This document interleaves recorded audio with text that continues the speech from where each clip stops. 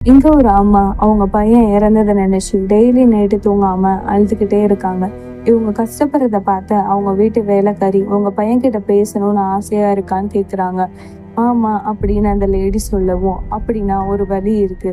ஆனா நீங்க நான் சொல்ற மாதிரி பண்ணணும்னு அந்த வேலைக்காரி சொல்றான்.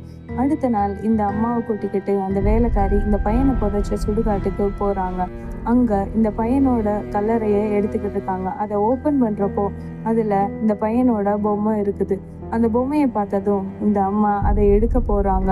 அப்போ அந்த பையனோட கையும் சேர்ந்து வெளியே வரவும் அதை பார்த்து அவங்க பயந்துடுறாங்க. இப்போ அந்த கல்லறையில இருந்து அந்த பையனோட டெட் பாடியை எடுத்து எரிக்கிறாங்க. இது எதுக்காக எரிக்கிறாங்கன்னா அந்த பையனோட சாம்பல் வேணும் அப்படிங்கிறதுக்காக. இங்க நடக்கிறது எல்லாம் அங்க இருக்கக்கூடிய அகோரிகள் பார்த்துக்கிட்டே இருக்காங்க. இந்த வேலைக்காரி இந்த சாம்பலை எடுத்துக்கிட்டு நீங்க நான் சொல்ற இடத்துக்கு போங்கன்னு அந்த அம்மா கிட்ட சொல்றா. அந்த அம்மாவும் இந்த பையனோட சாம்பலை எடுத்துக்கிட்டு அந்த பிளேஸ்க்கு போறாங்க. அங்க போனாதான் தெரியுது அது ரொம்ப வறண்ட காடு மாதிரி இருக்குது. போற வழி எல்லாம் பறவைகள் செத்து கிடக்குது. அங்க ஒரு பெரிய பாலடைஞ்ச கோவிலை பாக்குறாங்க. அந்த கோவிலோட வாசல் கிட்ட இந்த அம்மா நின்றுகிட்டு இருக்காங்க.